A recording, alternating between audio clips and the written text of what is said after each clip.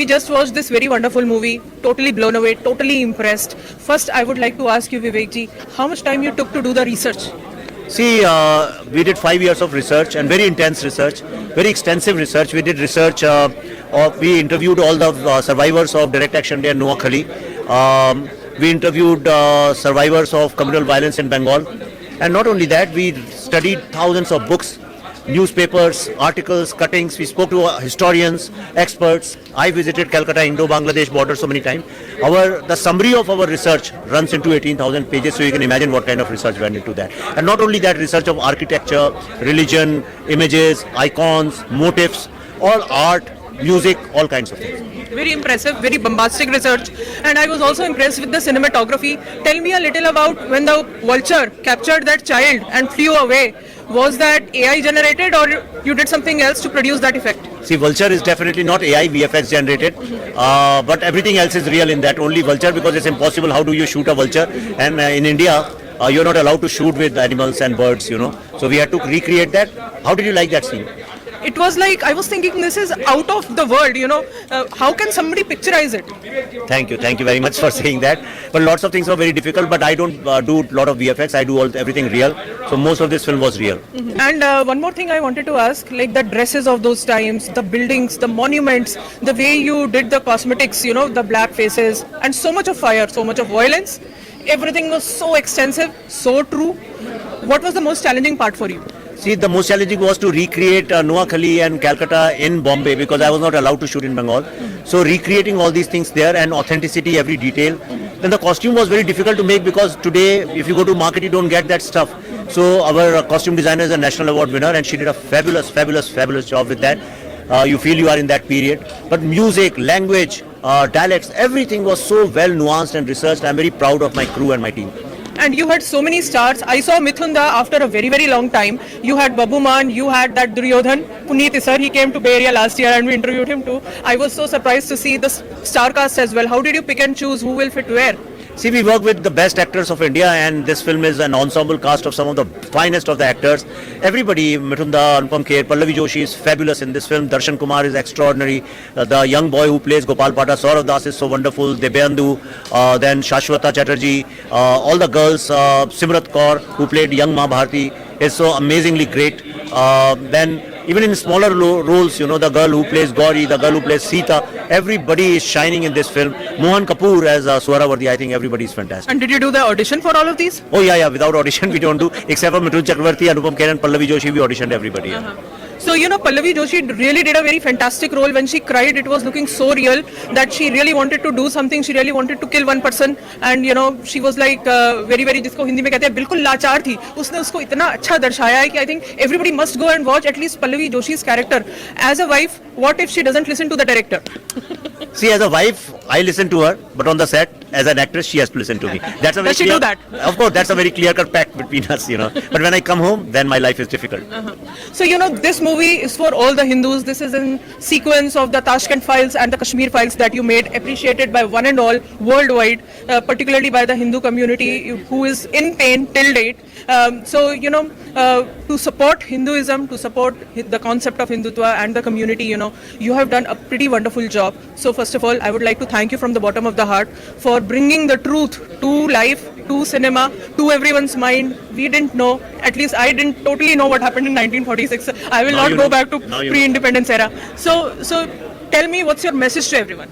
My message is that you must show this film to your children, to all the youngsters. It's very important. This film is not just a story about the past, but it's a warning about the future. And if your children, if all the young people don't know about this, then we are in trouble. So go and watch this film on 5th of September. It's releasing in theaters, in cinema halls worldwide. You can watch it anywhere in the world. And if you don't get to see it anywhere, you can straight away write to me on social media and I'll make sure that it's played in your city. Thank you. But any reason it's being released on the Teachers' Day? There are many reasons. It's a Teachers' Day, and my gratitude to all the teachers. That's why. And last but not the least, is it a very high budget film? We don't make high budget films. High budget films are for Bollywood stars. We make very, very tight budgeted films. So this is also one of them. Thank you, Vivek Agnihotri ji. Salute to you.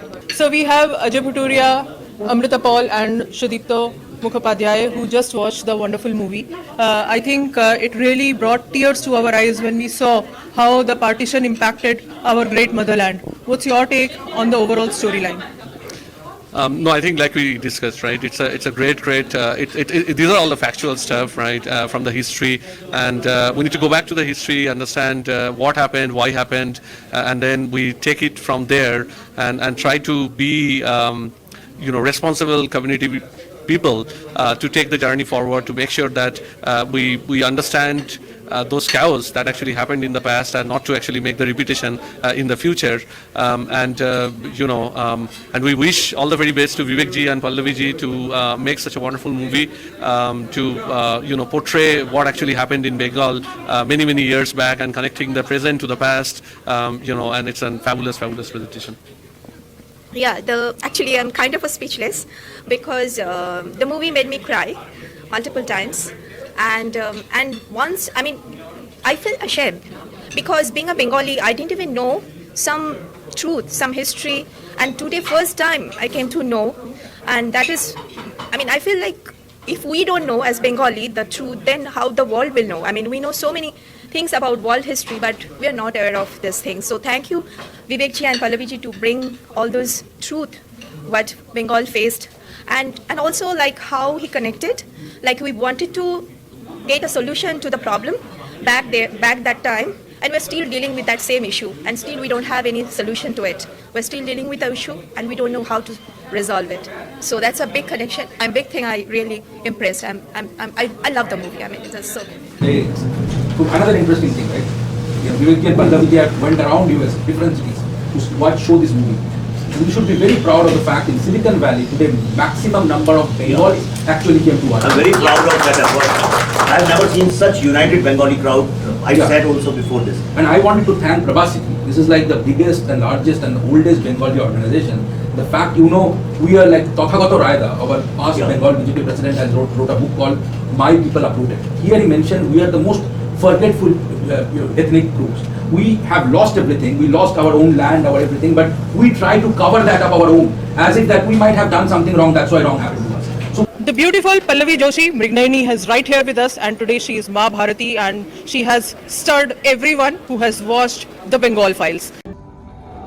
Pallavi ji, welcome to Yo India TV. First of all, I would like to appreciate everything that you did from the start to the end. My first question would be, why was it renamed from the Delhi Files to the Bengal Files? Earlier the name was the Delhi Files Bengal chapter, and the reason we had called it Delhi Files is because the political hub of India is Delhi, and nothing moves without Delhi's consent or permission. But then Vivek thought that it was a very roundabout way of talking about Bengal, and he always wanted to name the film Bengal Files. I think it was somewhere me who was trying to keep it to Delhi Files, but ultimately then we realized that if we are anyway talking about Bengal, then people should not get confused, and hence we called it the Bengal Files. So, Actually, this thought started. I had started researching something else, and we were planning to make film on something else. That's why, honestly, I'm telling you, it was called the Delhi Files mission. Though it had nothing to do with Sikh riots. It wasn't about that. Delhi, because lots of things happened because of wrong decisions taken by Delhi in 1946, 47, and later on. And as I was researching about the entire India, an incident came into my knowledge. I think it was 2019 or some, I'm forgetting the year, in Bengal. Those of you who do not know, Bengal has the maximum electoral violence. Every year, whenever there are elections, there's a lot of violence. In fact, in the Panchayat elections, I don't know, some 2,000 candidates did not even fight the contest the elections because of the violence. And the maximum incidence of criminal violence is also in Bengal. So there was one incident, there was a young boy who loved dogs, and he used to keep a lot of dogs. You can research, you can find out Google, he's there. And so one day he was feeding his dog, and because he did not support the state government, and he supported some other party, so the Tolibaj, I hope anybody will know, Tolibaj. So these Tolabad people came, and so he was doing a Facebook Live, the boy was doing Facebook Live. So they took the camera from him and they kept the Facebook Live on, and on live Facebook Live they killed his dogs and small puppies, and then ultimately they killed the boy. So, and that Facebook Live video came to me and I saw that. So then I said, who can be so cruel and inhuman in grey stuff. There's crime, I understand, but this is pure communal political crime. And that got me interested in that. Then second thing happened, Swapan Das Gupta, I don't know if Swapan Das Gupta, a Bengali intellectual, Rajya Sabha member, he invited me for a lecture at the National Museum in Kolkata. It's a heritage museum, one of the best museums. Has anybody seen National Museum? Yes. Beautiful building. And you know, there's a kind of a corridor. Beach mein wo hai. Huh? Huge courtyard in between. Huge, very big. And then first floor, balcony kind of thing. It was jam-packed with young people. Young Bengali kids, means 2,000-3,000 people on balconies everywhere. It was impossible to walk inside. So when I was giving my lecture, and I was praising Bengal because my parents, both my parents, my mother and father, they used to live in Bengal. They got married over there. My mother was 17-year-old when she got married, and both of them were freedom fighters. And 3 months after my mother's wedding, both of them were put into jail. And the same date, same time, but in different jails in different parts of the country. And they spent most of their years in jail. Then direct action day happened, they had to run away from there. So that's how I am connected to Kolkata. And I love that city. I mean, one of the best cities. People criticize a lot. I also criticize, but still, I love that Kolkata. I don't know why. Because of the food, people, lots of heritage. History. Liveliness. Something about Kolkata is there. There's a vibe. There's some vibe over there. You know, it was a very true depiction of what happened. You know, the history came out, and very, you know, painful history. You brought tears to everyone's eyes. You know, when I heard you crying, I saw how you brought up the pain in your heart. You know, to do this kind of a character, to do this kind of a scene, how much time it takes for you to prep up to get into that role? It's all here, you know, at the end of the day. It takes some time to prepare for the character, but on the sets we cannot really waste any time, and we cannot get carried away with the emotion. So the whole process of acting is where you have already understood the emotion and you've kept it somewhere in the reserve to be taken out and performed at the day of the shoot. Because on the day of the shoot, if I get emotional, like the scene where I'm crying in the end, if I cry so much that I'm unable to stop, and if we need another shot for any technical problems, how do we do it? So you need to keep a control on your emotion. That time it has to be only done as your job. Understanding the emotions, yes, but not getting carried away. You know, I don't know what's going on in the cinema these days, but historically we have heard that it's all glycerine. You're just applying that and it rolls down. So was that just glycerine or were those real tears? I don't use glycerine because normally Vivek does longer shots, and so you know the character usually starts crying in between shots and the tears roll down. So most of our actors haven't used glycerine, but if there is a shot where you're obviously crying and tears are rolling down your cheeks, and that's where the shot starts from, then obviously you have to use glycerine because you cannot get yourself worked up to that level at the beginning of the shot. So glycerine is not really bad. It's a very good tool for people who don't want to cry on their own, but we are theatre actors, so we are trained differently. But there's nothing right or wrong about it. Because of the storyline, there were literally no songs in the movie. The music was just to produce the effect of some of the scenes that were happening, like brutally killing someone, murdering, or trying to run away. Just to create those effects, the sounds were made. So, how did you what's your take on this? Like, no songs. None of our films have had songs. In fact, Tashkent had absolutely no songs. It had one song, which was performed at Nasir Bhai's house. Kashmir Files had one song, and Bengal Files has one song, Kichu Din Mone Mone. And there are no other songs in the film. I think somewhere the kind of stories that we tell, songs become a part of the story. But we cannot really pause for songs because it's not a fun and dance. It's not we don't make films like Bollywood, so we can't incorporate so much music in our films. But yet people sit down. Yeah, it was just so mind-blowing. So other than no songs being one commonality between the Kashmir Files, Tashkent Files and the Bengal Files, what are the other things that are common? Well, it's a fight for our democracy. It's the fight for our three fundamental rights: right to truth, right to justice, and right to life. That is what our Files trilogy has been about. We looked at our national emblem. We have three lions, and we thought, what do they stand for? And this is our interpretation of the three lions. These are the three pillars on which our society stands. And we are questioning whether we as common Indian citizens in our democratic country, in the Republic of India, do we still have these rights for ourselves? So it should be a citizens' movement. It should be a social movement. Government And politics can only do so much, but there has to be a people's movement. And in order to do that, we think it's our social responsibility to make such kind of films which awaken the people, awaken the conscience of the society. And films is a great medium to make people understand. And a film kind of becomes a Bible. And in the modern day, I think the days of history books is obsolete now. These are the new textbooks. So we are rewriting the history which was completely erased. And I'm very proud that we are being able to do that thanks to people like you all who come to watch the film and like the film so much. So the fourth line is you, we the people, and when you watch the movie, you will get it, that why you should watch it and how the action plan that was implemented in 1946 is relevant in the present day scenario, how we the people should think, should take action and should make right decisions going forward. Last but not the least, Pallavi ji, what's your final words to all the viewers of Yo India TV who love you from the Mrignani days to date? Thank you for loving me. Your admiration, your support means a lot. If I have reached thus far, it's all because of you. But do support this film. Do watch the Bengal Files. And if you like it, please, as your social responsibility, show it to 10 young people. Thank you.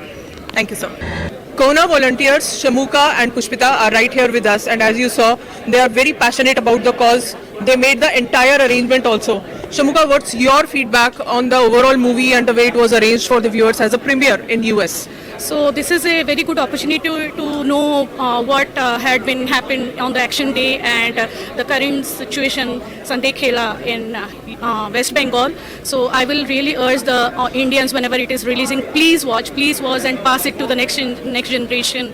Everyone should know the truth about what has happened on the action day and the current situation in Sandekh Khela, West Bengal. So like we have to stay united and stay together. So I'll just say this movie should be the start of something different and unique. I was so pleased to see so many people from the Bengali community, the Kashmiri community, but as Vivek ji said, this is everybody's problem, right? This is not one community's problem. And I think, why is Kona doing this, right? We're not an entertainment company, so actually we've all been so tired and exhausted over the last week trying to pull together something that's really not our forte. Why did we do it? Because Vivek ji has brought the kind of message we try to bring out in a way using art and the power of cinema to tell a story that should hopefully break through the fog of sort of, apathy or ignorance that surrounds so many of us. Because it's not just Bengal and Kashmir, right? It's also following us in every community where the Hindu diaspora lives across the world. California, 4 temples vandalized, right? So how far do we want to take things before we speak up? So that's why Kona is very proud to be doing this. Thank you. Thank you so much, and I hope you keep supporting the cause, and I hope that you know a lot of things now that you didn't know in the past. If you didn't, the movie is releasing on September 5th. Go to your nearest cinema, watch it. Don't miss this, because you need to know the history of your country and what's going on the land you live. I thought that Bengal is becoming New Kashmir. When we were shooting the film in November, December, we wrote the script much earlier. In the script, the name of the city was Calcutta in the present time. The boy goes to Calcutta. Last minute, set was directed, everything happened, we could shoot in Bengal, so every single thing you have seen in this film is shot in Bombay on the sets. But you can't make out, right? Even writers building, everything was created in Bengal. I also took it upon as a challenge in Bombay. We took it as a challenge. You won't have a studio, we'll show reality. Anyway, so last minute, just few days before the shoot, there was signboard, Kolkata police station. I said change it to Murshidabad police station. Then my assistant said, sir, but nobody knows where is Murshidabad, people think it's in UP. I said, doesn't matter, let's do it. We shot the whole thing. All the riot scenes were shot in November, December 2024. All those newspaper cuttings, everything we shot in 2024. The story of Hindu exodus, everything we shot in November, December 2024. That time, nobody had ever thought that there will be riots in Murshidabad. In April 2025, exactly what we had shot happened. Exactly same events took place in 2025 after 6 months. Which means our research was so intense and so deep, our observations were so intense and so deep, on point that we knew, I am telling you, don't think Bengal belongs to anyone else. Vande Mataram is ours, Mahakali is ours. All that literature is ours. Tagore is ours. Don't leave it just because we don't know the language, like people thought Kashmir, Pandit problem is Kashmir's problem. It's never going to happen. Like Pallavi said, ultimately in Pahalgam, who were killed? Not even one Kashmiri Pandit was killed. Marathi, Bengali, people from Karnataka, Gujarat, all these places were killed.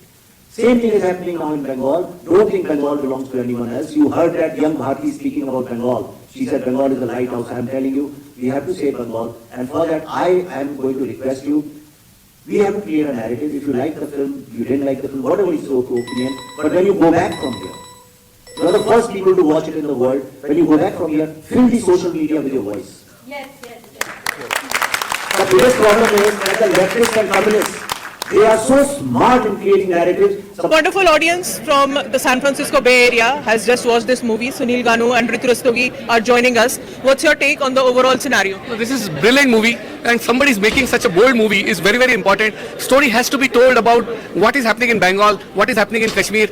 We are always going the political correct narrative, and real stories are not told. We are saying we are Gandhi, Nehru's India, but what they have done, what kind of damage is done, and what could happen if we don't react.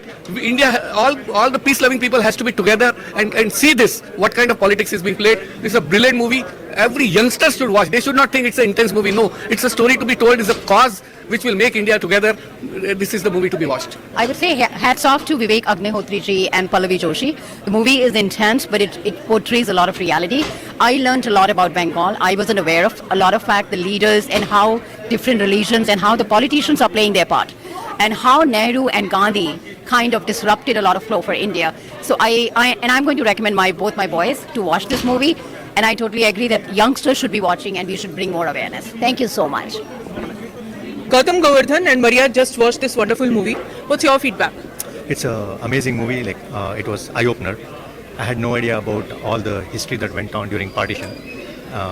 We are mostly taught in school about the Punjab side and what happened and this side, the whatever happened in Bengal and the trauma, the atrocities which Bengalis went through was kind of not taught to us in school curriculum. So it's sad that at this I got to learn about this late in life. But kudos to Vivek Agnihotri sir for making a movie out of this and enlightening the rest of us. Thank you so much. You want to say something? It was a very intense movie and very eye-opening for me to see what happened in Bengal. Every other character, including Shiva Pandit and all, everything is real. In the present time, I've changed name from Shahjahan Sheikh to Sardar Hussaini. That's the only thing I've done. But Ma Bharti, though, has never been presented as a person in any film. And Pallavi, I asked her to play double her age. It was one of the most challenging things. But I said,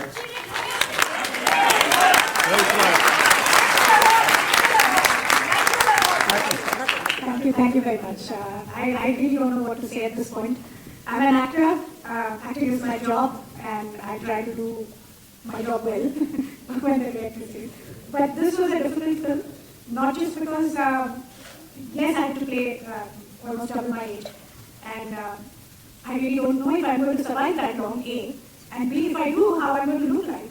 So there were a lot of arrows that I was shooting in the dark. One had to become that age, and the way had ideas of dementia, hallucination. So through all that, to make some kind of coherence and bring out the true nature of Ma Bharti, her helplessness, and also narrate the story of the film was a very, very difficult task. But we've been living with this pain, since Tashkent Files. I remember there was this meeting that we had with Shastriji's grandson and his granddaughters, and they actually told us that when Shastriji's body came to India, the Gandhi topi that he used to wear, that was blood soaked. Now, if a person has died of natural circumstances, Shastriji died of a heart attack, why was his cap stained with blood?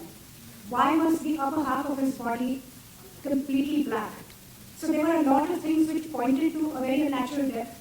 And when the family demanded the post-mortem was refused because the state funeral was already arranged for 4 p.m. in the evening, and they said we cannot give you any time for post-mortem. And एक बार जैसे कहते हैं हमारे लोगों में दाह संस्कार हो जाते हैं, तो then there is no evidence left. So having lived with that pain of the family, knowing what Shastriji's wife went through, and then through Kashmir Files, when we listened to hundreds of victims and their stories and the horrible, painful way in which their, relatives, their fathers, sisters were killed. And then with this, I think it has been a very, very painful journey for all of us. we have Riddhi, Manoj and Jaya who just watched this wonderful movie. I think the way they portrayed the ancient history of India with the very authentic looks, because as a filmmaker, I think how you present is pretty important as well. The right clothes, the right monuments, the right way, and the story was depicted with the right amount of, whatever was needed to present that kind of bloodshed situation that we landed in with the conspiracy behind it. How's your feel? Yeah, I felt like the same, but after watching the movie, I felt like, oh, how the people are going through, we cannot imagine that, right? What they went through, the situation they were in. So it was like, वो बोलते हैं ना कि हमारे मराठी में बोलते हैं अंगावर काटाला. That's how it happened like that. So. Yeah, this was definitely an eye-opening film. I think I learned a lot. I didn't know about a lot of the atrocities that had occurred, and this film is a good opportunity for everyone to learn about what happened, and I think everyone should watch it. So I'm appreciating that youngsters are also feeling that it was an eye-opener. By the way, what grade you are in? I just graduated college. From the college? Yeah. So it was a great film, and I thank Vivek ji and Pallavi for making such films, Kashmir Files, this film. And one of the most important things is that a lot of things that are shown in this film and even in Kashmir Files that are not known to people outside. In fact, I grew up in India, and then we had history all through our high school, and we never came to know about the Direct Action Day till this film. So this film is giving us a lot of information, and including, as it's shown, the current situation, which is still not very good. Anyway, so this is very good. So that one incident I told you about violence. So I was talking about all the great people of Bengal, and I asked them, do you know this? There's some of them are black. I said, where do you think Vedanta Renaissance started in India? And all these students, they didn't even know. They didn't even think about Ramakrishna Paramahansa, Swami Vivekananda, Sri Aurobindo, who started Vedanta. Today there's Hindu politics in India, but do you know this entire Hindu movement who started?